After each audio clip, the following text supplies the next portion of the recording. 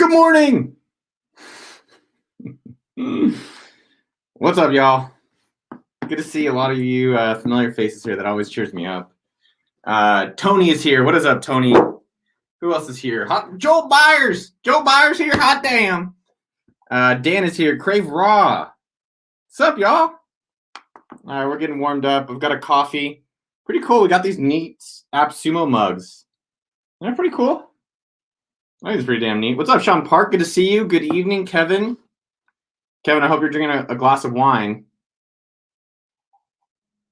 Got that. Got a little Topo Chico. If you guys have not tried these yet, Coke bought them last year or 2 years ago. $200 million. Their stuff it's amazing. We got a fun show today. What is up, Remo 91? Familiar shirt as well. Yes, you may have seen this in some of my videos. I'm not hydrated enough. You can see some of the wrinkles. A little more hydrated. Hey, Sebastian. What is up, Tim Robinson? Howdy. I'll wear a little hat for a bit, and then I'll take the hat off. It's hot in this room. This is the video room where we do a lot of our recording for the show. I am back in Austin, Texas. What's up, Anna? Oh, Philip's here. Philippe.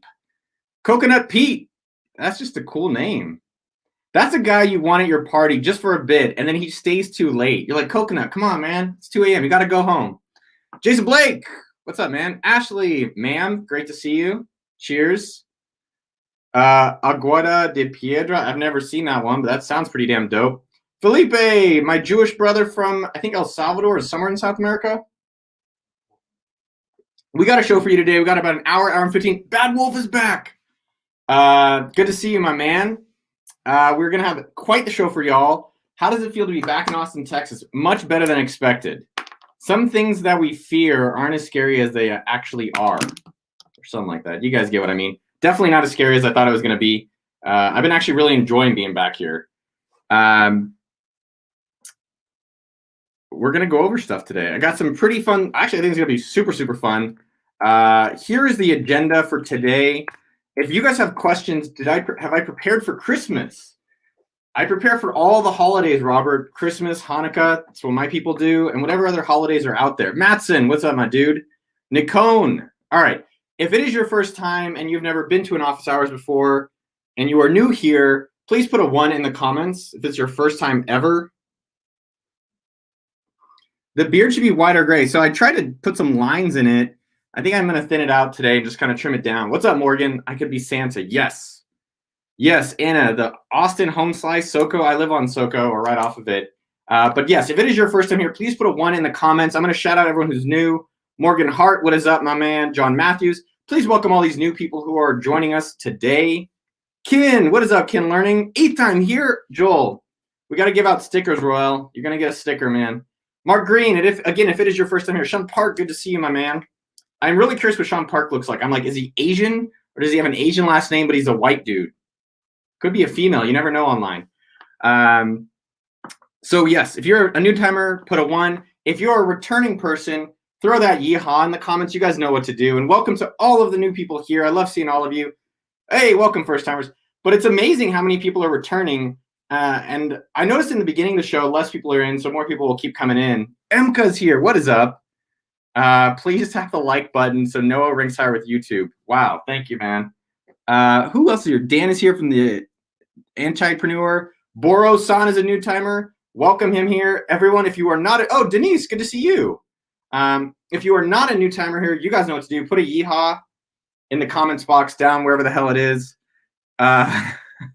Sean Park is a white dude with a Korean last name. I always get tricked. I'm like, oh, it's like Stephanie Lee. I'm like, she's Asian? And then a white person. I'm like, oh. Or if you get married. So you get married to someone, you change the last name a little bit. Oh, man, there is a lot of yeehaws here. It's so amazing to meet all you new underdogs. Welcome to the fam. There's a lot of returners here. Dude, Robert, man, you're stoked to be here. I'm stoked that you're here as well, my man. Return from Golden Gate Park. Yes, H. Williams. All right. So we have about an hour to get it on. And so let me share the agenda with you. I'll post it one more time. You guys are already in there. I think you should be able to leave comments. Let me make sure. So I'll share it again. What I want you guys to do, and this actually, I thought it worked pretty well last time, is on this Google Doc from this week's episode of 8-Figure Office Hours, you can go and edit the doc. So if you click on the link in the comments, you can edit the entire doc. What's up, Nakun? Love from India. Dude, I love India. That's why I've never been back, because I had some crazy food poisoning, if you know what I mean. I ate some goats in some weird places, my man. But India is a very magical place. So we got to jump right into the office hours. By the way, if you have not subscribed and hit the notification bell, if you are new here, go to youtube.com. You're already there. Hit subscribe, notification bell. Just do that thing. You know what to do. That is for everyone who is not a returning person. By the way, we will choose one person. If you are the most engaged, we choose one person each week, whoever's the most engaged in the comments, to join our private VIP Slack group where you can meet other underdogs and other amazing people who are here. So whoever's the most engaged, I'll choose you at the end, like Pokemon, to come in our group. You guys are all over the world today, man. Kevin is from Ireland. Hello, Kevin. Good to see you there. That was kind of weird, but I'll do it again. Ishmael Ortiz Sanchez from Mexico. What is up, my dude? All right. So I'm going to go over the way we're going to do 8-figure office hours today. If you guys are already in the Google Doc, you should be able to edit things. You'll see the agenda in there. So yeehaw. We're going to do the subscribe button, notification bell. We just did that. If you are the most caffeinated, Ashley, you win today. I don't know how much caffeine is a lot of caffeine. I'm on just 1 cup so far. Very good to see Dan, the Antipreneur, as well. The collective notes, try to do the notes on the bottom below the collective notes section. All right. So 2 things that I just wanted to go over really quickly because I thought they were pretty fascinating. I was like, well, this is interesting. I wanted to talk with you guys about it. Is number 1, I worked on my will this week. And it's not that I'm like so rich or so poor or anything, but it's really interesting. Like, do any of you guys out there have a will? And by the way, the more you guys engage, the more I get all amped up and pumped up. So I love seeing that you guys are talking and engaging in the comments. It really gets me excited. And I love seeing you return. It makes me want to show up every single Friday. So I went and did my will, and I went to the lawyer's office on Wednesday. It's MVH Law, downtown Austin. And I'm signing the document. And it was actually really fascinating of an experience. For anyone else who has a will, I'm curious how you felt about it. James has a will. James, you look like my lawyer. Did you actually do the paperwork for me, man? I do the jokes. So when I'm doing my will, I think the thing that was interesting about it was, number 1, like our mortality. Like, we are going to die. And this is a document that's like, you're going to die. And here's what happens when you die with your whole life. So I thought that was kind of weird just about the mortality. Number 2, who is your like person you trust with your will? Who is your like HIPAA person or in America, or who is the person that's going to be your executor? I know when my father passed away, it was actually a really crazy, like, we had a whole 4-year legal battle because he didn't choose an executor and he wasn't organized. And then the last thing that was really interesting, well, this is actually the most interesting one. There's all this money, right? And does it go to a charity? And I'll tell you guys some of the fun things I'm doing with my will, because it's actually pretty goofy. But what was most interesting about it was, I have all this money, let's just say a few $1 million or whatever beyond. Why not try to use it and benefit the world now with it versus when I die and I can't even see it be used? And so that was kind of the part, one, just using it for myself to enjoy life more for myself, but also like, how can I take this money to benefit even more other people? And it kind of just started inspiring me and planting that seed about what could I do now while I am alive versus like, oh, when I'm dead, it could go to charity. It's like, why not figure out how to make a bigger impact while I'm alive? So I don't know if that's interesting for you guys. I was like, damn, this is really interesting. My brother is my executor. Joseph Kelly, yeah, died broke. That's just exactly what 50 Cent says. He tries to live broke and die broke. Good to see you, my man. We had a nice dinner date last night. So the idea, yeah, it's like, how do I spend all my money to benefit myself, selfishly, straight up, and all the other people and people I want to help? Here, I'll tell you guys some of the things from my will because I found it pretty interesting. One of my friends, Ian, loves Joseph. You're not in my will, dude. I didn't know what to get you, dog. So I don't have anything for you yet. So a few things that are funny in my will. I'm giving $100 to my friend Daniel to buy drugs. My buddy Ian, who's super into cars, I have a Miata, a Tesla, and my scooter. So he gets all my cars in my chair. I have like a really nice Eames chair. So he's going to get that. And again, I think what's interesting about will and giving this money when you die is like, how could you just give your parents gifts or give your friends gifts or give your customer gifts or do these things while you're alive? Joseph, you can have this shirt, but I'm not going to go change the will because it's like $300 an hour to talk to the lawyer. But in the will, Joseph, this shirt, all of my shirts, Joseph, they'll go to you when I do my update of the will. I gave this one I'm actually really proud of. I want to have a foundation It's called King Taco Foundation, and it supports Mexican day laborers, underprivileged children, and Jewish people of the world. And all the money is just to go to help them. So if you guys haven't seen like sumoride.com, that's something we're doing. We actually have it tomorrow. It's an annual ride we do where it goes to computers for kids. Because I don't know about y'all, like the fact that we get to make a lot of money, or not a lot, but we get to work online just because of these computers and like technological gadgets has always just made me so fucking happy. And so I want to have everyone have that opportunity. But yeah, you can go to sumoride.com. That's the ride we're doing tomorrow. I think we're going to raise maybe about $7,000, and all the money goes to Computers for Kids. We're donating to a different.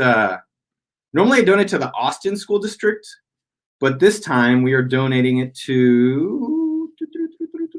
I'm finding the place where codetocollege.org. It actually teaches underprivileged kids how to code so that we can then hire them for low wages. I'm joking, but it's codetocollege.com, codetocollege.org. RJ Youngling, dog, I was wondering when you're going to show up. Yes, RJ, you get the earrings. All right, I'm updating my will. Hold on, I'll put some stuff in my will. So I have my V1 of the will is on my iPad right here. RJ, you can have the earrings. It's not notarized, and you have to have like a Joseph Kelly gets my cool shirts. Neville gets all of my Bitcoin. So I think that's pretty damn cool. I was like, Neville's been trying to kill me lately, though. So I'm kind of trying to avoid being around Neville. So how can I help while we're alive? Help yourself. That's the number one way that you can help me right now. But yeah, in the will, it's just kind of an interesting reflection. I'm like, all right, well, what can I do now while I'm alive? So that's my will stuff. I thought it'd be interesting. RJ, actually message me your address. I have extra pairs of these earrings. I only wear one pair of earrings. It's the same pair that I've worn since I'm 16. I'm almost 40, just to give you some time frames. Oy vey. Anywho's, who gets sumo.com? That is a really interesting question. So I own a little over 65% of the business. As of now, my brother gets everything. But I think there's a world where either we give it to the customers or we give it to the people who work at the company, or something with it. I'm not entirely sure. Or I don't know where my real estate and my cash, I didn't have a defined thing for that. It goes to my brother, and then if he dies, it goes to the foundation. But my plan right now, everyone, is not to die ever. And so I'm trying to use the money and the things that we can influence and affect while we're alive. All right, so that is my will. I thought maybe it'd plant a seed for you guys to think about how do you do more things while you're alive versus like, oh, I'm going to make all this money and enjoy it way later. So because I think that's kind of the misconception. It's like, oh, I'm going to make all this money, but it's like, why don't you make the money, enjoy it now, give it away now versus do it after you pass away? All right. This person says I look like a vagina. I think that's kind of true with the beard. I probably need to trim it up. Let's come back to the agenda, by the way. So the next thing I wanted to talk about, being back in Austin, which is amazing, was doing Chinese foot massage. If you guys have not done Chinese foot massage, it's called reflexology or Chinese foot massage. It's a full body massage. It's always $30 to $40. Unless you're in Albuquerque, New Mexico, where my family lives, where it's fucking $60. It makes no sense. Anyways, though, I get the massage in Austin and most places almost every Friday morning. I went at 10 a.m. And it's a really interesting time because it's quiet, right? Like there's no distractions, there's no phones, there's no nothing. And it's an hour of meditation while a really nice person's rubbing me. So one, try to get a Chinese foot massage is what I want to recommend to you. But I had a business idea for you guys out there. There's like so many business ideas. It's just crazy. But the business idea that I was thinking about was Google Maps and Yelp as validation for your business ideas. Okay, so think about this. If you're doing a Chinese foot massage while I'm getting massage, if you've ever been a Chinese foot massage, they always answer the phone. So you're always hearing them take all these fucking calls, but that's part of the price you pay. That's why it's $40. But the interesting thing about it was they had a lot of fucking calls. I got a massage for an hour. They must have had a call like every other minute. Every like 5 to 10 minutes. Yeah, I'd like to come. Yeah, I'd like to come. And so that's not a sexual I'd like to come joke. It's just like I'd like to make a reservation for a massagee, as I like to call it. So my suggestion or thought for you guys, if you're trying to start businesses, who out there is trying to start a business that's at zero? Leave a comment below. Roel, the guy who did really fascinating book. It wasn't super fascinating. It was really interesting. It's the guy who did the The duty-free shops. I think he's Irish. Is that the guy you're talking about? There's the duty-free shops that he gave away all this stuff. So Alan Jones, here's what's actually interesting about this reflexology stuff, and then we'll talk about Google Maps as a business validation, is that I was like, these reflex, hey, what's up, Maddie? What's up, Robert? So if you guys are at zero, honestly, start a Chinese foot massage business. I don't know about you, but I had this realization when I was a child and I would go to concerts or I'd go to businesses, the first thing I would do would be like, how much money are they making? And start doing all the calculations. But the Chinese foot massage, which is really interesting economics, is you bring on really low labor, no offense, but they bring on really cheap people from China. They house them and they charge them for housing and they give them food. It's kind of like indentured servitude. It's a little weird, but I think they're treated mostly well. But they charge me $40. Now, they are generally in a strip mall. If you've ever seen Chinese foot massage or reflexology, it's always like blacked out windows. It looks really shady. And I'd say about 95% of the time, it's not shady. I've gone to two where I was like, yo, I'm not into that stuff.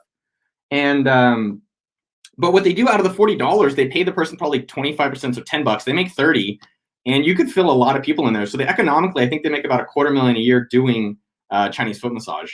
But the thing that I actually thought was more interesting as a business idea validation is if you want to open up a restaurant, if you want to open up a massage parlor, if you want to open up a bar, think about this for a second. You could actually put it on Google Maps and Yelp and see if you get any phone calls. And I was like, oh, that's really interesting. Like if I ever wanted to open Chinese reflexology, what's up, Noi? Good to see you here, man.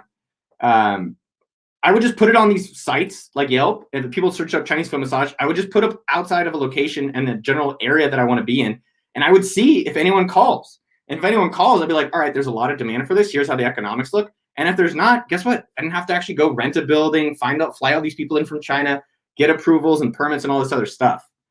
So I thought it was pretty compelling for you guys. It doesn't. Let me try to just show you guys because I think that'll be a little bit more interesting. But the point being, so this is the code to college who we're donating to. But if you guys are thinking about like, hey, I want to open a more physical type restaurant or physical type business, you can just go to add my business, add or edit your business, and add it on Google Maps, add it on Yelp, and then you can actually just see if there's any demand for the types of businesses that you've been doing or types of business that you've been interested in. All right, here it is. Add your business to Google. Yeah, because I think what a lot of you guys, and so by the way, Roel, if you're at zero but you're studying, that's not an excuse. Like, oh, I'm blah, blah, blah. That's just an excuse. You could totally start a business at zero. You could start a business if you have family. You could have to start a business if like you're disabled, any race. There's no discrimination online. Yeah, for the most part. So not studying is not an excuse to not start a business, my man. But yeah, so you can go to Google, add your business there, go to Yelp, add your business there, see if anyone's actually interested in it. And then if they are, then you can actually build out the business. You haven't spent money, you haven't spent time. That is what I thought about while I was getting massaged today. So Google will let you can put in just the address of a strip mall. You don't have to put in like, oh, that's where I'd like to rent it from. Google sends you a postcard to confirm your business. Yeah, so put the business as your house address or one of your friends' house addresses.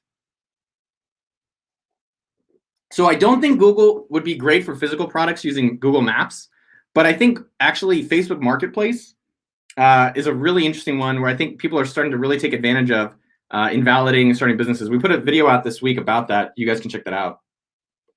Robert, I mean, I would agree. I'm not going to open a Chinese massage parlor, but I was just trying to show people who are another way of thinking about it. So those are my different ideas. One other question that I have for you guys. I'd love your feedback on this Google Doc. If you're not in the Google Doc, I'll post it one more time. Chuck Feeney. Chuck Feeney is the guy who gave away all the money. Fucking crazy dude. Crazy, crazy story. So what I love right here is videos I've done you loved and maybe why. I'm putting a section in here. I'm gonna add a little table, video why. And then I wanted to do videos you'd love me to talk about or make.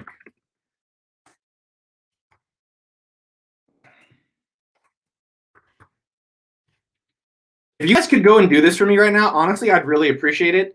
A lot of the times, you know, Jeremy, who's the producer of our show, is amazing. I love Jeremy.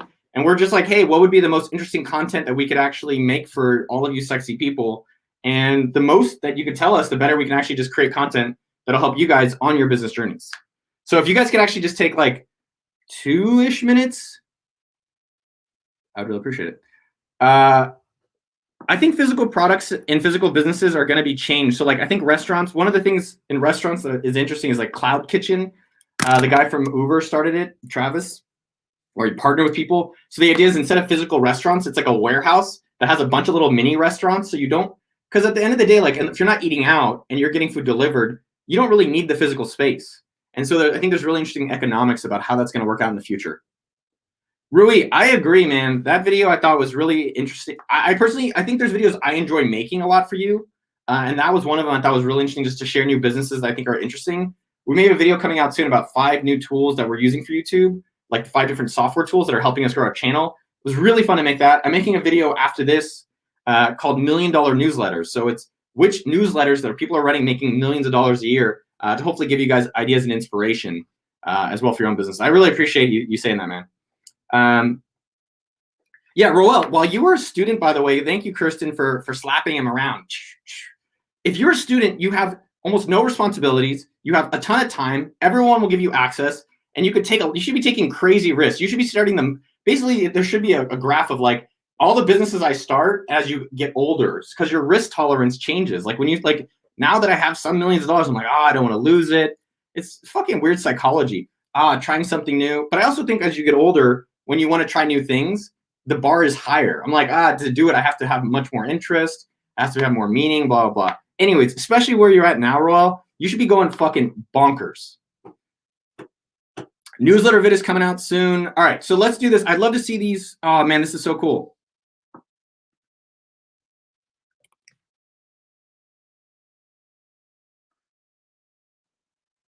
Oh, wow, someone put like a title on the top? Damn, that's cool. Oh, this is so helpful. All right.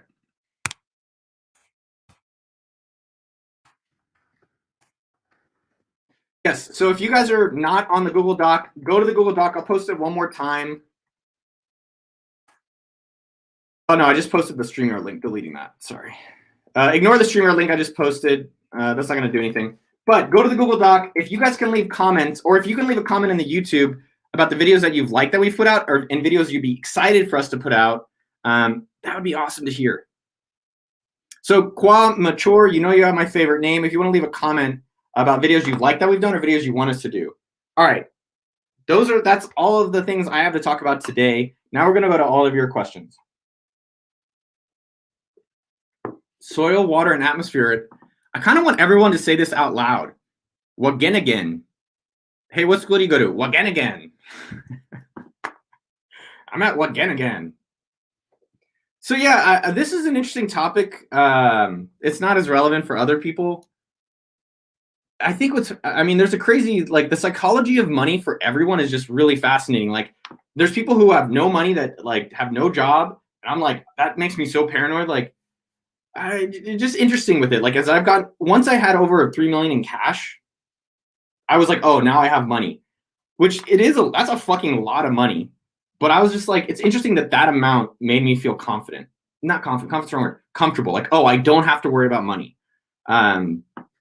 But everyone's got different numbers. Everyone's had different lifestyles. So it is interesting about that. I don't know if I've ever been really risky is actually part of it. I don't take a lot of risks. Like when I buy stocks, I buy like $5,000 worth. And there's people who go, like I have friends who have like 80% of their net worth in stocks. I think I have like 40, maybe 50%. I have to double check. But it's not something I'm like, I like knowing where my money is at all times. And when I started businesses, just like how I show all of you to start businesses, I don't go and spend a lot of money. I don't go and spend a lot of time. I'm just like, oh, let me see what works. Oh, this is working. Let's do more of that.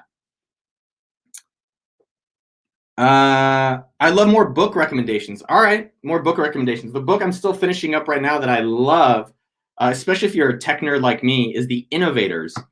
So if you have not read The Innovators, highly recommended.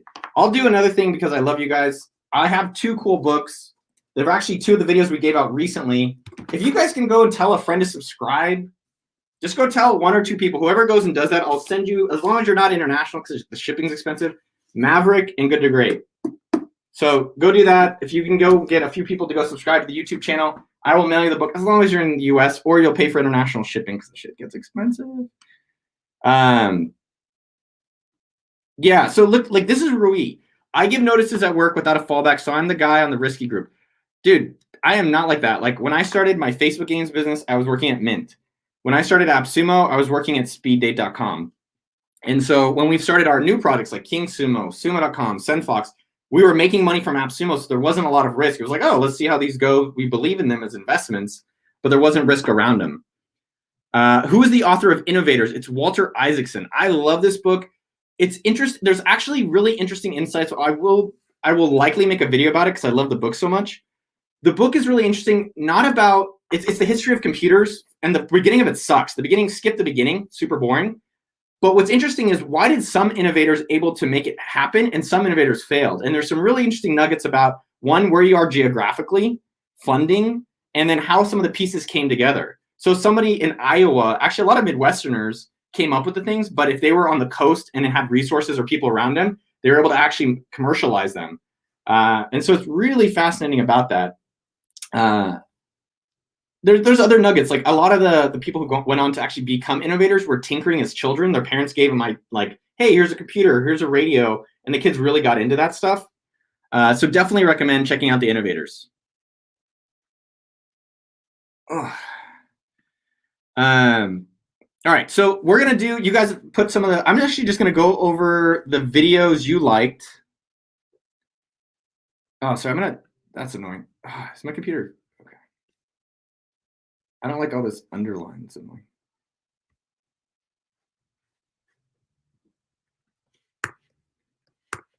All right, so the videos you guys liked. Sorry, I'm gonna do that, and then I'm gonna go over any of the questions that you guys have. I appreciate you guys doing this. It's really helpful and interesting. And then videos you guys want me to make where you show real-time examples like the Facebook Marketplaces with how to name a business, starting more businesses at $0, how to start an online education platform, another one, doing stuff in real time, behind the scenes at AppSumo, having wealth and making you more risk averse, why I'm such a wussy. William, if you're ever late again, I'm going to cancel the whole fucking office hours. Canceled immediately. I'm going to cancel myself. Don't ever be late. Felipe, you keep asking me about this. You emailed me about it. Like talented possible hires.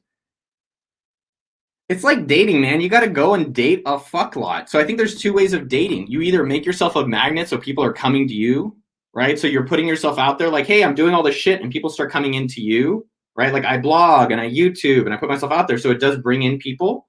And on the other hand, to meet interesting people, you have to go out and look for interesting fucking things and reach out to them. So the people that I've hired on recently for this channel, Mitchell volunteered for Sumo Ride, did a great job. He came to me. Jeremy, who used to work for Tom Bilyeu, who's an amazing guy, did Quest Bars, has a great channel on YouTube. He came to me. Michael, we found on a job board. But the other thing I would recommend is, so put yourself out there and then literally each week be actively looking for impressive people. And those are the people you probably need to be hiring. And sometimes the ones you want to hire don't want jobs. The people who are like, yeah, I don't want a job. They're really hard to actually have work for you or work with you. But those are the people that are the entrepreneurs. Like someone said this to me, I thought it was a really fascinating point is, how many CEOs work at Amazon? How many CEOs does Amazon have? The problem with hiring someone smarter than you is that it's intimidating, by the way. And I think for us to have really big success, like in the book, The Innovators, one of the things that was fascinating is to have like crazy success, you have to actually be okay that you're not going to maybe get all the credit. And so in terms of the Amazon question, Amazon has like hundreds of CEOs. Jeff Bezos is not the only CEO of Amazon. The people they've hired have been CEOs of diapers.com, have been CEOs of a lot of different businesses, Zappos. And so they've had a lot of different CEOs that have been a part of helping make the company so big and so great. Traffic was mental. I just want to hear a British person saying traffic was mental. All right, more MVPs.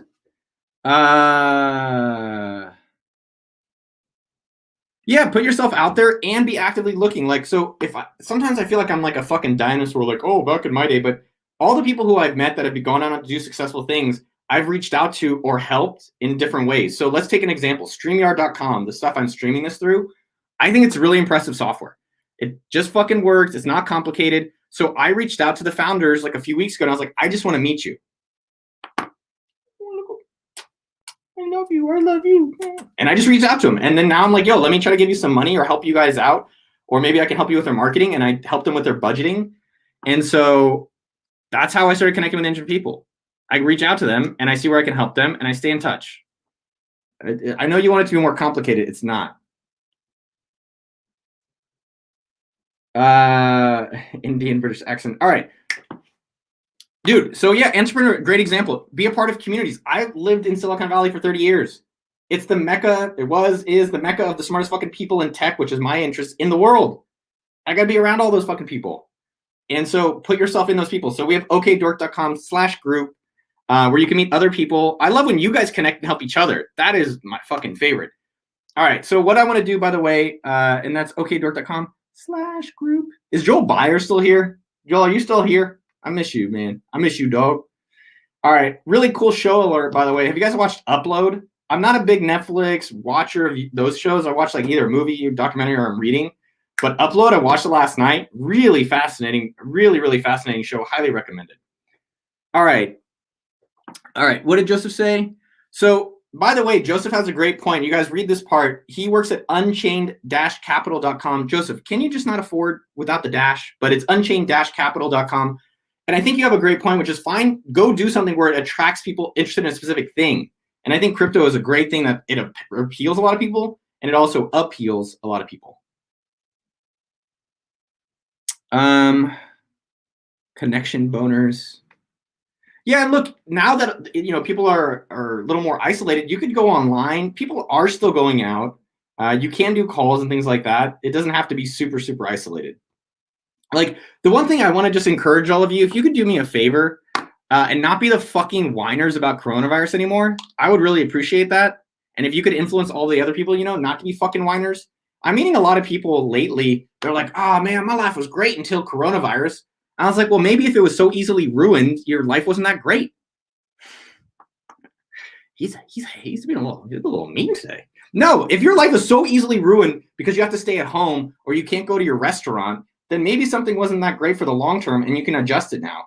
But I'd like for you guys, and including myself, to think about, all right, how is it a blessing and how do I make the best of it? And all these fucking whiners about it, just try to keep them out of your way and let them go whine on the sidelines while you guys are winning. Anyways, that's my rant on that. All right. I'm going to go to your guys' questions in the Google Doc. Yeah, coronavirus. Dude, I love coronavirus. I hope it happens every year. It's the fucking best. It's awesome. There's so many great things about it. And I think it's forced the world to evolve in so many amazing ways that I love. QR codes and how we're scheduling things and how we're organizing things and how fast successful people have adapted to it. Hey, I can't do this physical. Like, here's an example of it. Eventbrite. If you guys don't know Eventbrite, I actually was one of their first customers. They're public now, the $1 billion company. They do online ticketing for events. They are fucked for some period of time because no one's doing offline events. But there's a site I just saw called Hopin.2. These guys supposedly got to $10 million this year in revenue because now they basically took Eventbrite and they created an online event platform. So guess what? You can sit around and complain, or you can go do something fucking about it.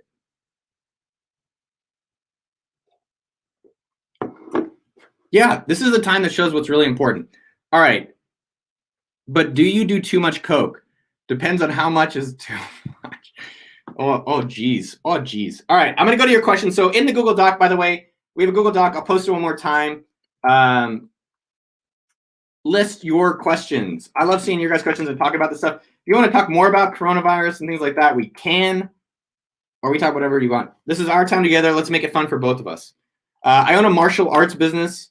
What have been some of the positive things? Normally I like to do wins of the week, but any win of the week or positive things that have come out of Corona, I would love to hear from you guys in the comments. And again, we choose one person to join our private Slack group at the end of the show.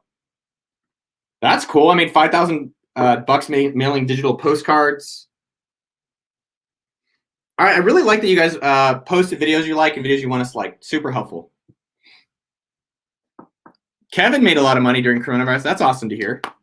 All right. Do I have any recommendations to build camera confidence on YouTube?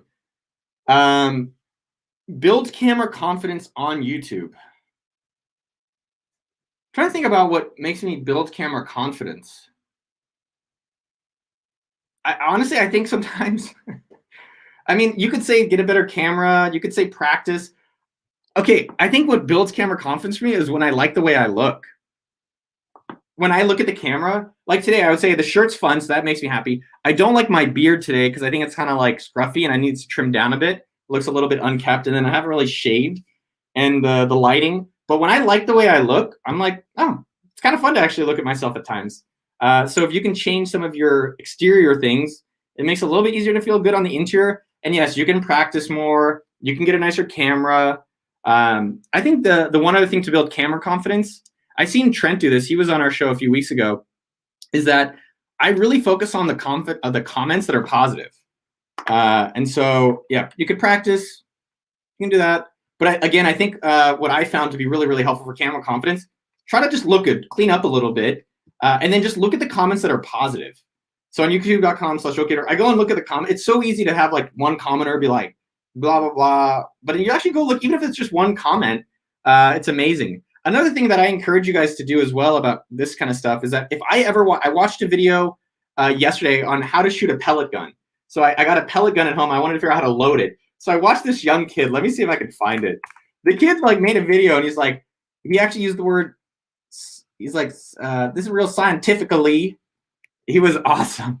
And so one thing I want to encourage you to do that I did with him is that in the video, I went and liked it. And I don't think I left a comment, but give a thumbs up, go leave a comment and support different people. But again, for camera confidence, practice it, obviously, clean yourself up so you feel better, and then just look at positive comments. And lastly, what I've been doing with, let me see if I can find this kid. Oh man, he was super funny.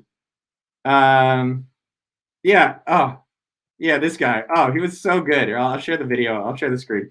He's like, I'm gonna scientifically tell y'all about how to shoot a rifle gun. Crappy ass video, but I hit that. Look at that like button, boom, and leave a comment. Go give some love today. All right. What are y'all saying in the comments? What other things have, and by the way, I love when you guys actually have a lot of suggestions about this on camera confidence. So Logan, yeah, whatever works to get more confident in your content, awesome. TPR, delivering a message you believe in. Yes, that's a really good point. You guys fucking have better ideas than I do. Awesome. So yeah, that's a really good one. Videos where you're excited to talk about it. Like, hey, here's newsletters, here's apps. But if you're doing something where you're like, I did one on detox, dopamine detox. I don't fucking do dopamine detox. I don't really even get it still. I don't get it based on how others are doing it. So anyways, I think that's a great point, TPR. I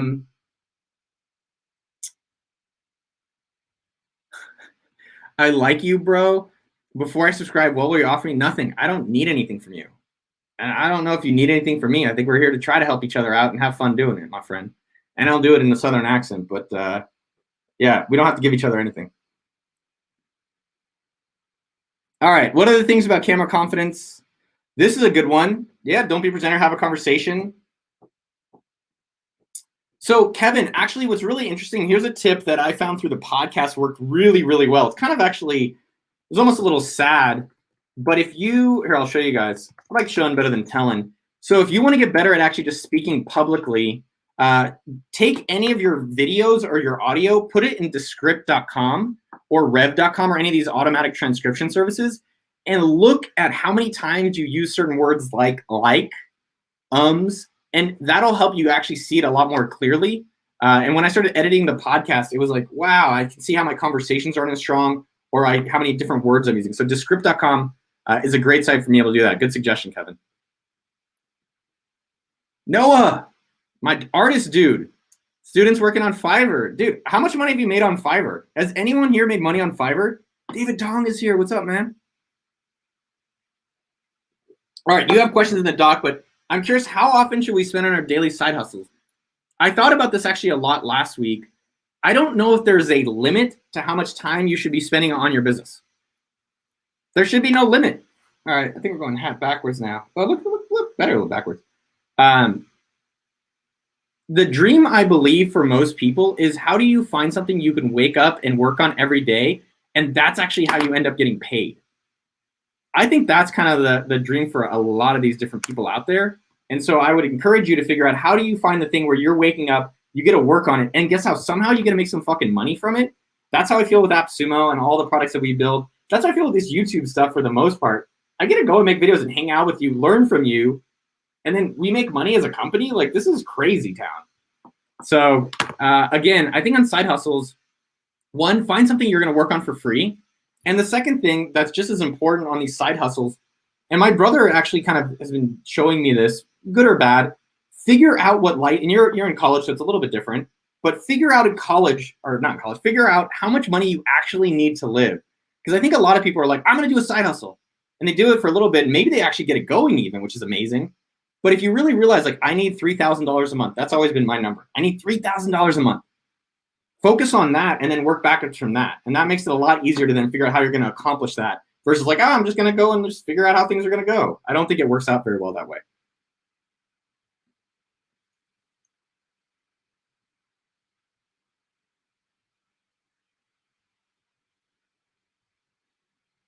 All right, so I'm going to come to more questions. You guys are awesome. So there's questions in the Google Doc. I love seeing how many, dude, I love seeing all of you guys. All right, so questions in the Google Doc. How do you find a suitable company to work for? How many people here, by the way, are, and you guys, I need to look at more of your, I need more of your help when we have these questions because you guys have amazing answers. Honestly, most of the time better than mine. I'm just the facilitator.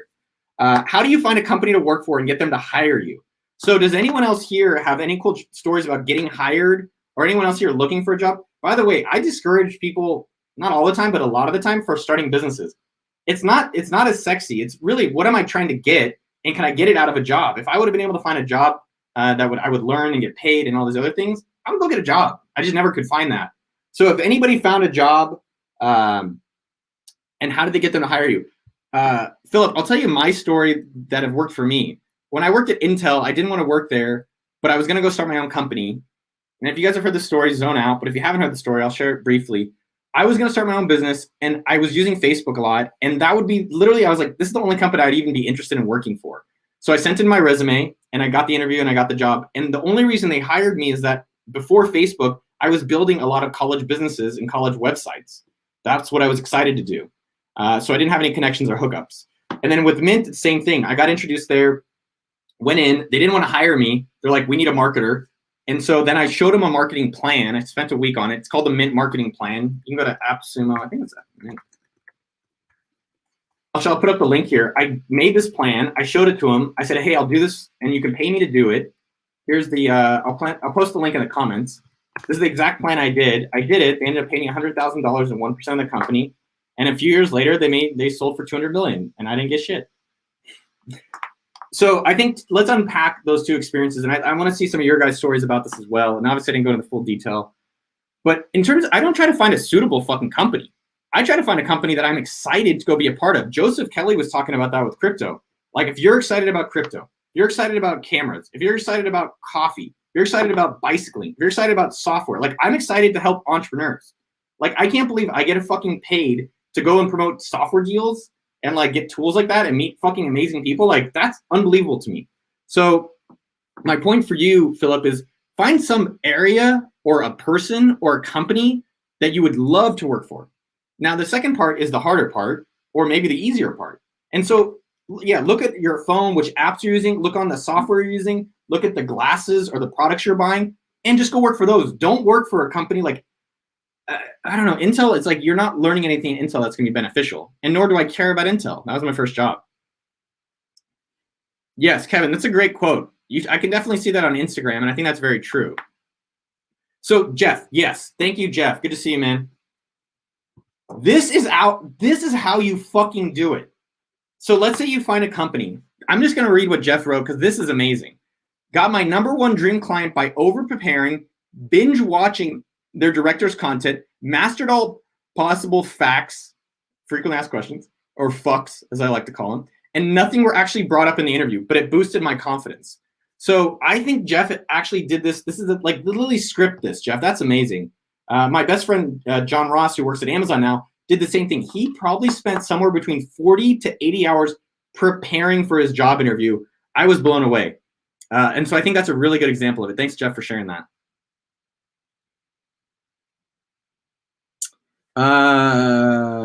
Anybody here hiring or anyone? Let's actually try to see if we can do it here. If you're hiring or want to spend money or need help with anything, put it in the Google Doc at the bottom and see if you can actually find help. Maybe Noah, little Noah. I'm older than you, dude, so I'm bigger Noah or older. What's a divs? I don't even know what that is. So my preference though, if you're hiring or you can help someone in here, go to the Google Doc, put it at the bottom, be like, hey, I want to hire someone for this, and see if we can actually connect any of you. We can do like a love connection between you two people. All right, I think that question, we fucking killed that question. That was a good one. Thank you, Jeff, for the answer. I just read E-Myth Revisited. If you guys have not read that, Michael Gerber, I think the book is good as an idea. It's like Rich Dad Poor Dad. It's a good mindset book, but there's almost zero tactics. It actually says something that kind of contradicts hiring great people.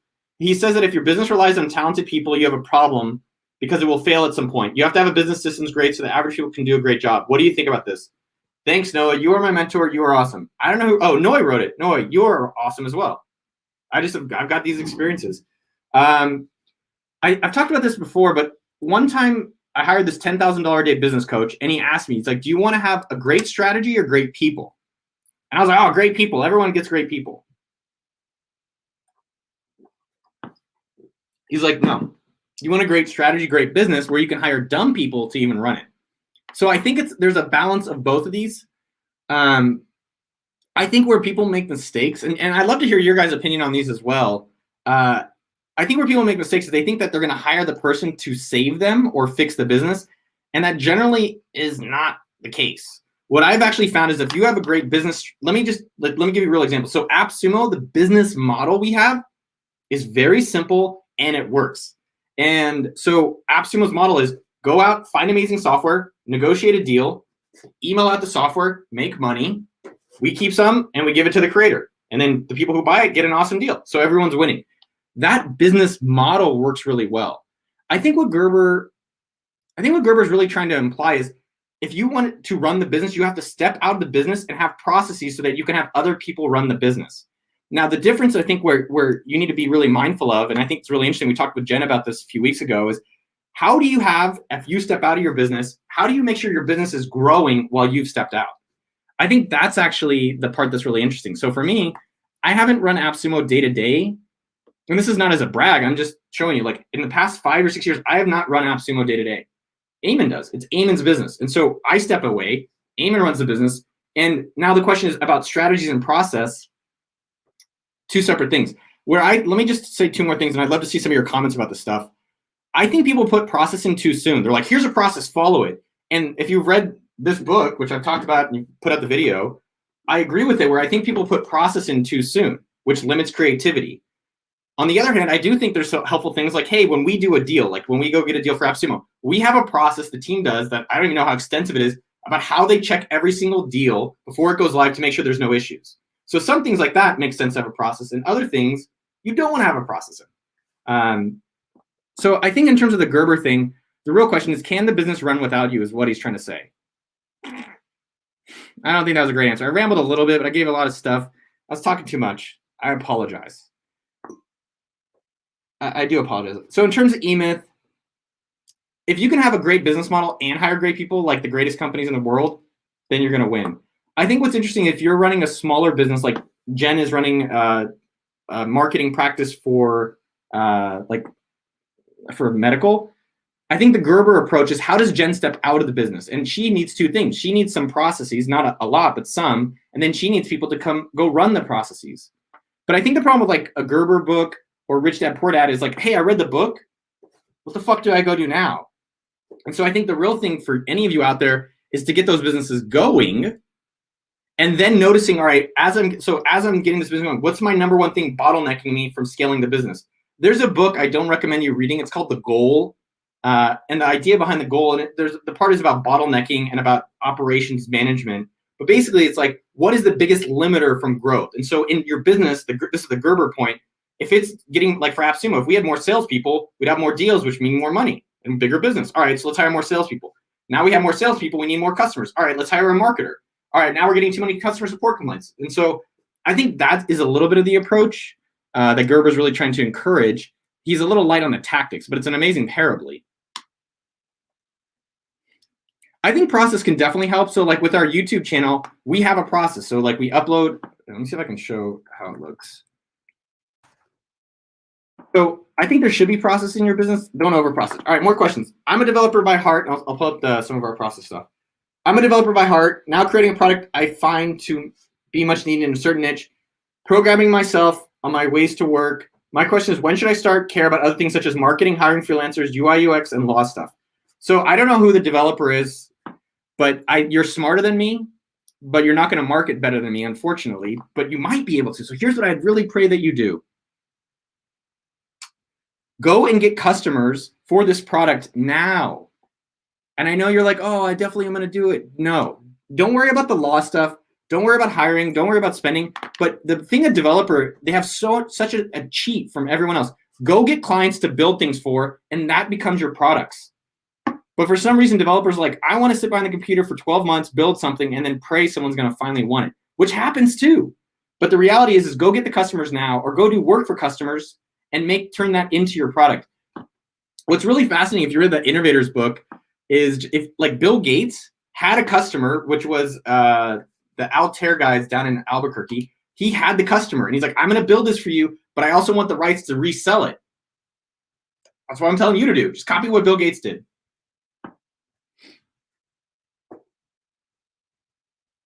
Yeah, Noi. Yeah, that's a good point, man. By the way, if you guys have not hit the subscribe button and notification bell below, make sure you guys do that. Beep. Subscribe button, notification bell. I do have a book coming out. If you guys if you're reading, you're into reading is leading, email book@okdork.com. We have a beta list as the book is worked on. We're looking for few people. So if you email that in the next few months, I'll add you to the beta list to add to the book. All right. Question from William. What has been the closest you come to losing everything you had built? And how did you manage that period of time and situation? I don't know how this is relevant for you. I think I've never been that close. I guess I live a really low cost of living lifestyle. Like I've had a Miata for a while. I live in a shack. I live in an 800 square foot house. I mean, it's more of like a crack house. And then I think in terms of the only two times I can think of that were even close to it is in 2015, AppSumo revenue was going down. We had really high costs, so I fired almost everyone except 4 of us.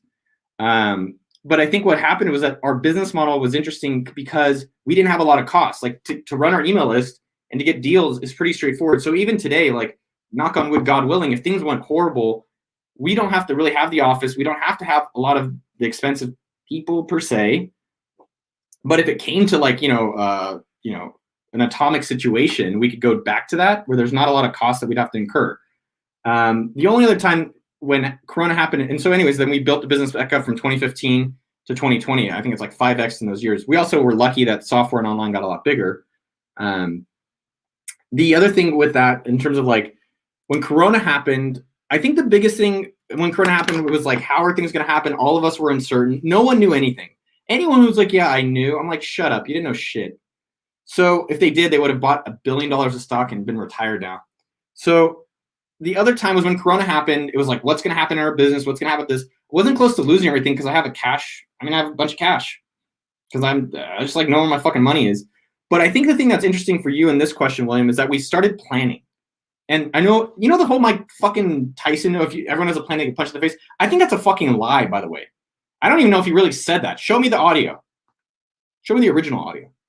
But we started planning. And I think that was the important part where if things are getting bad, if you came close to losing everything, it's like, 1, how do I get oxygen? So how do I get some day job? And 2, how do I put a plan in place so I can take control back of the situation? So that is what we did during coronavirus at our company. And they gave us a lot of fucking like comfort. That's like, hey, we have a plan. We had 2 plans. We're like, yo, we have a plan if it gets really fucking bad. And we have a plan if it's like atomic bad. And I was like, all right, let's execute. And it never got to those levels, so we didn't have to worry about it. But creating the plan helped us out a lot. Man, I love seeing you guys, dude. I love that you guys are here. All right, more questions. What is StreamYard coming to AppSumo? I would love StreamYard to come to AppSumo. These guys are amazing. They built a great product. What we are doing next year, I'd actually be curious your guys' opinion. This is secret. Don't tell anyone. I hate when people say that to me. I'm like, no one cares about your stuff, dude. We are looking at building AppSumo basics. So basically taking the most popular tools, so Circle.so, StreamYard, Hopin.2, and creating very basic versions, kind of like what sendfox.com is for MailChimp, and making it really, really affordable for normal people like us. Curious to see what you guys think about that, or what software or tools we could build for you to help you with your businesses. Is it worth putting your possessions on corporations' assets rather than wholesale property? Yes. So Adis Kuspan, are you Kazakhstanian or Greek, man? You have a cool name and you have a cool look. Personally, I have separate LLCs or corporations for all the things I do for mostly for tax purposes and also just for legal purposes. So if I get sued, they could still sue me, but it's like with that entity, supposedly. So I like creating a lot of LLCs. You can do actually like, I think it's $49. I use these guys a lot. Yeah, I'll show you the screenshot. I use $49 Montana registered agent. You can create a lot of LLCs with these kind of websites if you're in America. I don't know how it works internationally. Also, I'm not a lawyer. Also, don't listen to my legal opinions. Also, I suck at investing, but that's what I do. AppSumo UK office. Right now in America, it's fucking tough to get abroad, but I would love a Spanish office and an Asian office. AppSumo Basics, you guys are interested in that? Sounds interesting. All right, more questions. I want to try to do the questions from the doc. Holy shit, a lot of you guys showed up today. How do I become a Wantrepreneur certified coach? That's not a bad idea. Or should I just do it in the monthly 1K group? Do it in the monthly 1K group. If you guys have not bought monthly 1K, I think we're going to raise the price next year.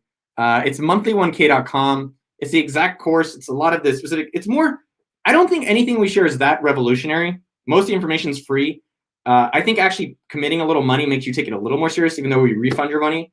But it provides a little bit more accountability. And I think that part is where a lot of people need the help. So check it out, monthly1k.com. KevinTheWineman.co.uk. Is going to be the dude helping you guys in there. What services do you outsource a lot at AppSumo? All right, Pete. What's up, Coconut Pete? I think the shirt fits you well. This is like the Coconut Pete shirt. What problems are the hardest for you to find help for? As in, what services would you recommend entrepreneurs to start? That's interesting. So we outsource. I mean, I'll tell you what we don't have in-house. Maybe that's another way of saying it. We pay we have 1 or 2 outside law firms. We have an outside CPA firm. We have an outside bookkeeping firm. We have an in-house controller. What else is Eamon outsourced? I think right now one of the biggest job opportunities that I've seen, there's pretty fucking high demand, is video editing. So like even for us, finding video editors has been pretty interesting. But I think the amount of people like trying to do videos is really, really fascinating. I think also online events. There's something really interesting going on with that. So how to help companies host online events with their customers or potential customers. I know we are paying a lot of people for that. We do pay copywriters to help us with all the AppSumo emails and AppSumo content. So those are some of the different things that we outsource. Shaka brother. Hey, Antipreneur Dan, email jeremy@okdort.com if you want to try out doing one of our video editing, and we can pay you to do one of our videos. Yeah, accountability buddies are so huge, Rui. I have Adam for my body tutor. I still talk with him every single week. So I think if you guys can find buddies, you go to okdort.com/group. Dude, Ryan Wagelmans, were you in Harry Potter? Sorry, I hate when people make fun of last names because it's too easy. But that last name is just dope. Like, I would marry you just to change my last name. But I guess I could just change it even without marrying you. But I'm thinking about it. All right. More questions from the Google Doc. Dude, he's a developer at a small software consultancy in Texas. Who else is in Texas? So some of these questions, I want to know your answer. So this person says, Space Timer TV, should I get an office or not get an office? What do you think? What do you guys think? I have my opinion, but I want to hear what you guys think about it, and then I'll tell you mine. Oh, Jeremy's in Austin. What's up, man? Shaka Jeremy, what's up, brother? I went to Taco Deli this morning. Those breakfast tacos, my God. Oh, okay, Ryan said we can't get married.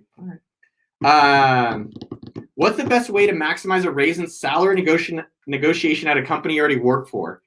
I have a salary discussion in 3 minutes. The discussion, I bring an offer of what I want and what I can bring to the company. My idea was to start doing content creation for the company. Thoughts? So, oh, you guys are giving no office. So no office, no office, no office. Hey, Molly's in Dallas. Molly, I was just in Rockwall last weekend. My best friend's moving to Sunnyvale, so I'll be spending more time up in Dallas. There's also some really cool entrepreneurs up there. All right. So I don't want to tell you guys how to raise your salary because I don't want people at our company watching this part and then coming and be like, hey, I saw this video that you did and now I want more money. So I can't tell you. Oh, Bill's in Houston. So in terms of office, I'll just tell you, we have a $40,000 a month office. So I'll keep it quiet, but here's our, let me just show you the office. Look how many people are working today.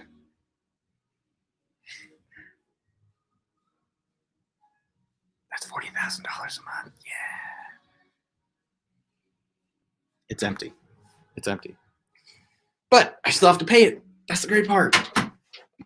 But I think so anyways, I'm not the biggest fan of offices. I think that's a whole nother longer story. Try it out, see what works. I think the future of office space, there's many different interesting things, but I think one of them is going to be hybrid. Or you pay for the people's mortgages. A whole longer discussion I don't really want to get into. Here's the salary discussion stuff. So the easiest way to get more money is to make more money for the company. And so what a lot of people do is they've come to me and they're like, I want to make more money. And I'm like, well, how have you made more money? And so if you can go to the company and say, hey, I'm doing this person saying content creation. If I do content creation, it's going to make this much more money for the business. I think you can reasonably pay me this amount of more money. Like you take a percentage of the value, aka the fucking money you're creating for the businesses. So the more money you make for the business, the more money you should get. And so the people I've worked with over the years, that's always what I've encouraged them to do. I'm like, yo, if you want me to pay you more, all you have to do is make more money. And the problem though is that a lot of people are like, yeah, I'm working really hard. I put in a lot of effort in. I'm like, well, effort doesn't make fucking money, right? Making money makes money. And so you have to do things that are high value to the business. So at AppSumo.com, Justin, who was our recruiter, was like, yo, I want to make more money. I want to grow my career. So Justin went from recruiting into sales in the company. And guess what? Now he makes a lot more fucking money. But if you're a developer and you're like, hey, I want to be a higher paid developer, it's like, well, what are you bringing to the table that's creating more money for the business? So we have to give you more. Another alternative way to think about it is if you're like a junior developer, you can go on salary.com or Glassdoor, be like, here's my salary. I want to make this much salary. Well, what kind of jobs are fucking getting paid that? And what is the skill difference that you don't have? And you just figure that shit out. So again, I think the easiest way to make more money is to make more money. I can give you guys an office tour if you guys want. But yeah, I don't, I'm not a big fan of this office shit anymore. After these fucking office space, I do think there's some benefit and people do want an office, especially if you live in an apartment, but I think more housing is going to have offices built into housing and apartment complexes. And there's better collaboration sometimes with offices, but I think I'm excited for the future of hybrids. I think that's going to be fucking wild. All right. What are my thoughts on AppSumo for X? I love it. I wish you guys would do more AppSumo for X. All right, I can do an office tour at the end of this. So I have about 10 more minutes energy level wise, and then I'm going to jump off. So I love AppSumo for biking, AppSumo for outdoors, AppSumo for books. I think it's a huge opportunity. If you guys, by the way, if you guys have created any type of business, we've opened up slowly. We haven't done a great job promoting it yet. We're starting to. I promise you next year, this is going to be a big deal. And I think for you guys should honestly, I think you guys should take huge fucking advantage of it. If you are creating any product and you want customers that are entrepreneurs or people just like yourself, go to appsumo.com/partners/apply, submit your product. If you have a course, if you have a book, if you have software, if you create any software, we have customers. We have Sumo links. Go to that link, submit your product. I'll put it up here as well so you guys can check that out.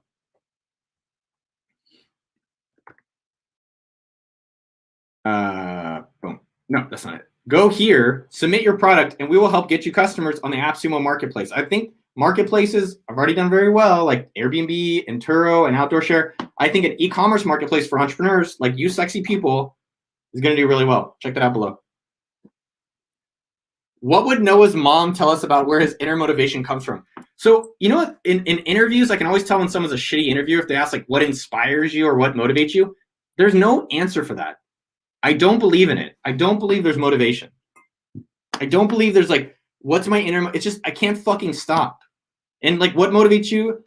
I don't know. I just don't think there's shit like that. Like, oh, what inspired? I don't know. I'm just fucking inspired and I'm motivated. That's it. And you probably are too. So I don't think you need to worry about what inspires me. I think you need to worry about what inspires and motivates the fuck out of you. Like I get inspired to promote things. So that's how I try to spend most of my day. So I think the big thing with like what it motivates us, my mom, I don't know what she would say. But I think the biggest thing is in your week, look at how much time you're spending time doing things you really get excited to be doing, and try to minimize all the fucking things you don't want to do. And that's how you stay highly fucking motivated. Do I have spite motivation? Sometimes. Yeah, get some spite motivation. So I'll put up this question. The Noah Kagan podcast is still going on. Noah Kagan Presents. The problem is when you go on YouTube, I'll show you guys. When we go on YouTube and we put up those videos, I'll show the stats. And then, by the way, I promise you, I'll show you our process for our YouTube videos. So if you want to see how we do a YouTube video and the process, because you guys asked about like process stuff, I will show you. Yeah, Jeff, thank you. I get inspired when you guys are engaged. I get inspired when I'm doing things that I like fucking doing. That's it. All right, so go to my channel, bitch. All right. So I'm going to show you why we don't post our YouTube. This is a lot of people are like, oh, I'll do a podcast, record it. I know Dan was doing this, and I'm going to put it on YouTube. That shit does not work. Here, I'm about to share screen in a second.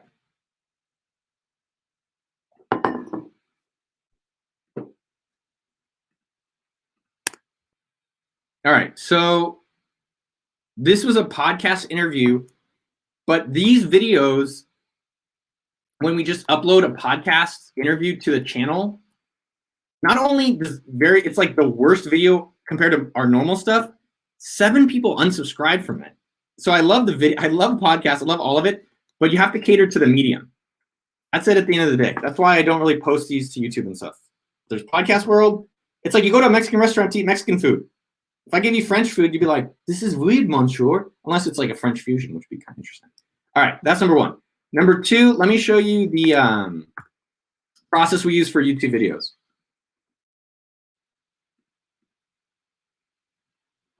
So in our YouTube videos, it's loading.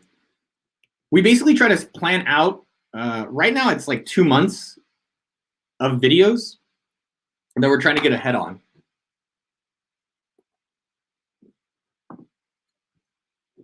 All right. Excuse me. So basically the way that we're trying to think about it is what's the videos till the end of October, and then what's our upcoming videos? So you can see those down here. And then what we're trying to do as creating content, I'm trying to show you, taking a step back, if you guys are doing a business, you want to create some processes to make it easier to not have to think about things. And some things it's okay not to have a process. But here it's been helpful to say what videos are coming out. We use content bucketing. And the thing to think about here is we're trying to make videos that we can repeat so we don't always have to think about new ideas. So content buckets is like book reviews, starting businesses, apps. So the more that we can do stuff like that, we're trying roasts as a thing, and also like interesting business models. Makes it easy to find topics we could keep, if we find topics that's popular, like books for us, we can keep redoing them. And then we have a process, Mitchell and Jeremy run the process, where it's like, all right, what's the status of it? Who's the editor? What are the due dates? Have we accomplished the things we want to accomplish? And so this makes it easier for us to keep doing videos without having to think about things all the time and make sure shit happens on time. French Mexican fusion food. Fast, fun, repeatable. Yes, that is true. We still think about that, Anna. But that is how we're doing our YouTube videos with this. That's how we're doing our YouTube videos, which is like, what's the topic? What content bucket is it in? And lately, what we've been trying to optimize, I'll just share with you guys. We're trying to optimize it more about like what's our amount of upload minutes. We noticed that our upload minutes, does this actually show it? No, I think it's here. We noticed our upload minutes were like way down. Is there a graph here? I don't know where the graph is. Anyways, I can't find the graph right now, but we noticed that when our upload minutes went down dramatically of good content we think is really good, the subscriber stuff went down. So we're trying to upload a certain amount of minutes of great content each week. Can I share with my wife this blank template? How about no? No, I'm just kidding. We don't have a template right now. Maybe in the future we'll give it out. Who's making the badass Google Sheets? It's Mitchell. Here, I'll just show you guys. Jeff, let me walk you through what we have on it, and you can copy. So we have a few different tabs. This is really interesting. So if you've watched any of our videos, we always talk about goal setting. So our goal this year is actually 250,000, but our goal right now is 100,000 subscribers. shit started getting bad. So like July and August, we had really good months. But the point here at a high level for your business, if it's a content business or a make product business or service business, that's how we run all of our businesses. AppSumo, SendFox, all of them. What's your goal? And then work backwards from your goals. This is subscribers. And then we track every single day and week to see how's it going. What happened though, this is crazy. Pay attention to this. So see here, we're doing fucking insane. 1,000 subscribers a day. Now look at this month, in the past month, 50, 60, 80, which on one hand, yes, I'm very grateful. I do appreciate every single one of you. I really do. But it's fucking hard if you go from 1,000 down to 50. That's 20x down. So it's a little demoralizing, but you have to figure out what's going on. And instead of scrambling, which I think we did a little bit, it's like, yo, what's really changing? Let's go back to some of the basics. One of the things you can see is we looked at upload minutes here, and our upload minutes went from like 30-ish a week down to like 10. And so that is a dramatic thing where YouTube's like, hey, you have less content for people to watch. We're not going to show you as much. So that's number one. Number two, our email stuff went down. The amount of clicks we were driving via sendfox.com on our email list, we started making some mistakes. So we have to go back on that.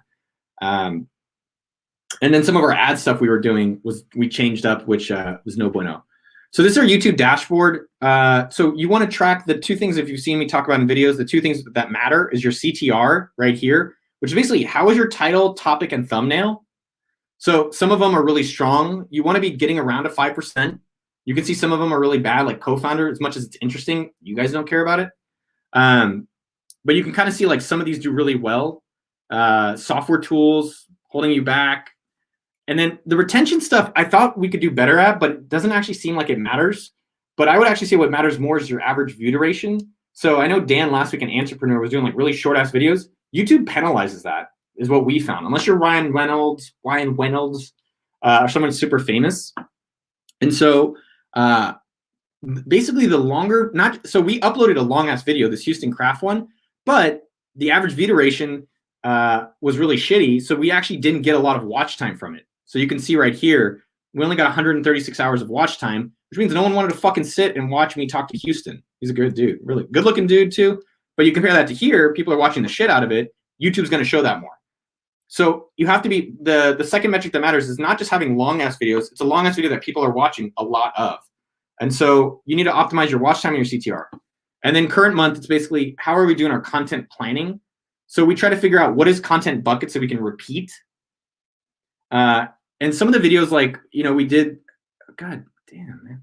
Some of the videos we did, like the therapy one, I liked doing it. I thought it was interesting, but honestly, it doesn't perform well to what you got to. There's a balance of what we want to do, what performs well. And so we're trying to figure out that mix.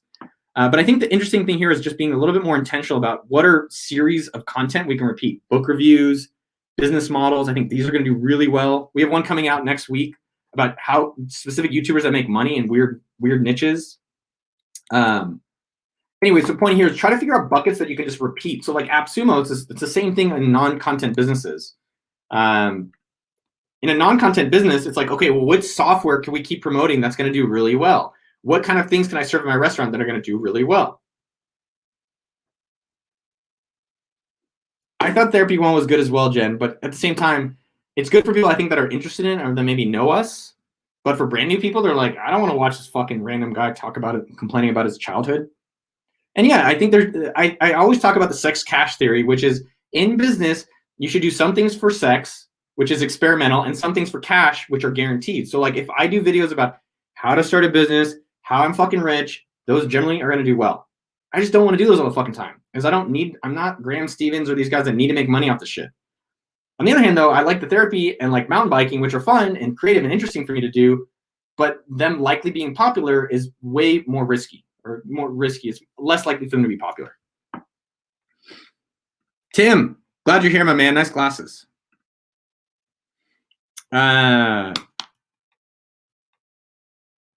So I think we're almost up. I look at your questions. Is there a cheaper version of SurveyMonkey that is user-friendly? I use Google Forms. I don't know about y'all. Google Forms is dope. Forms.google.com. It's amazing. Jen, what did you post? I want to see.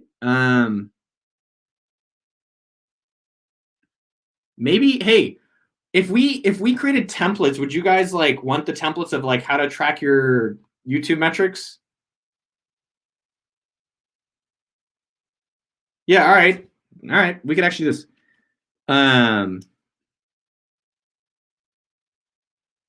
I think Mitchell on our team manages a sheet. Okay, yeah. I'll talk to Mitchell. Maybe that's something. Hey, put it in the office hours. Holy shit, you guys want that? All right, I'll talk to those guys. Like, maybe we will do something like that. Why don't you guys put that as like a video recommendation you guys want? Share your YouTube tracking sheet. All right. I heard you. I put it in the doc. Jen, if you want to do it, I can include a link to you on the Google Doc. Jen, I could send you a copy of this weekly KPI, and then you could make a template for us, and then we could help promote it, or I could just pay you to do that.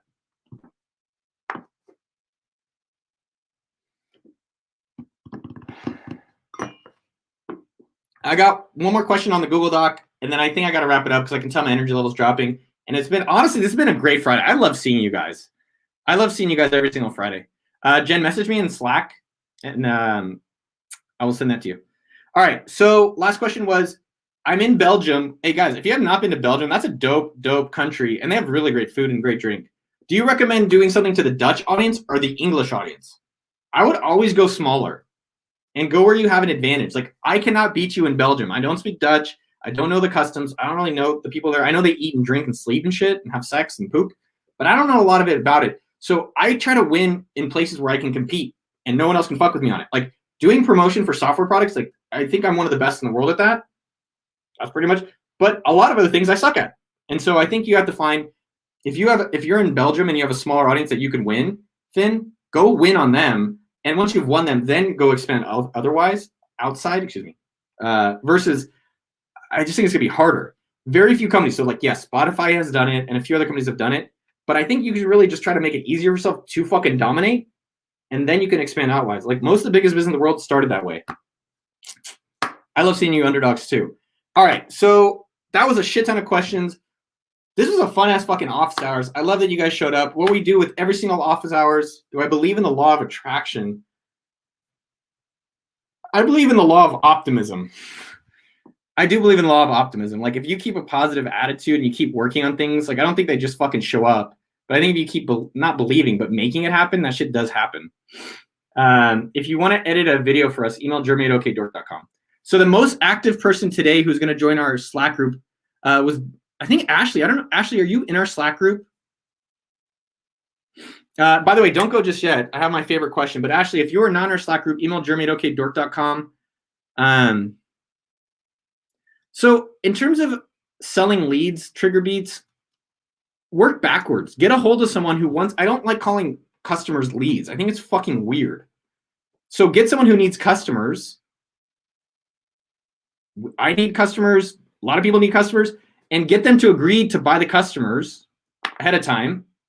So Ashley, email jeremy@okdork.com. You have made it into our VIP Slack group. It's awesome to see you. You've now made it. You're in. Roel, come next week, Roel, and remind me, and you're going to be joining the group as well. So in terms of leads, just confirm who wants to buy them ahead of time, and then go nurture, get a hold of the customers and bring them to the potential buyers. All right. We can talk more about that next week. One of the things that's always fascinating is, like, my expertise is generally in marketing and promoting, but a lot of times lately I talk about starting businesses, which I don't do as often. I just show you guys how to do it, but I don't have to do them as much. Because I think what's interesting about that is, like, find a business that's working, like Kevin with wine or Jen with her business, and then run the shit out of that, man. All right, so how we end every single week is, what is the one thing you're going to do for yourself today? That's it. That's how we end every single episode.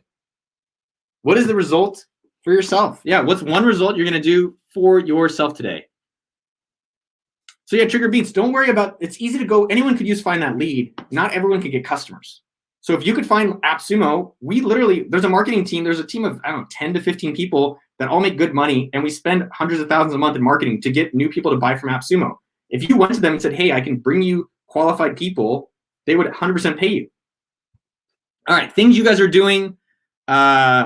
Tim, come next week, and I'll talk about marketing videos and so forth. What is the one thing you're going to do for yourself today? So Bill Cousins, my man, he's going to watch his daughter's volleyball game. I hope she wins. Ooh. Jen, hells yes. She's in PCH. That's in California, Pacific Coast Highway. Haunted Corn Maze. Hell yeah. G. Cooper's going to work out.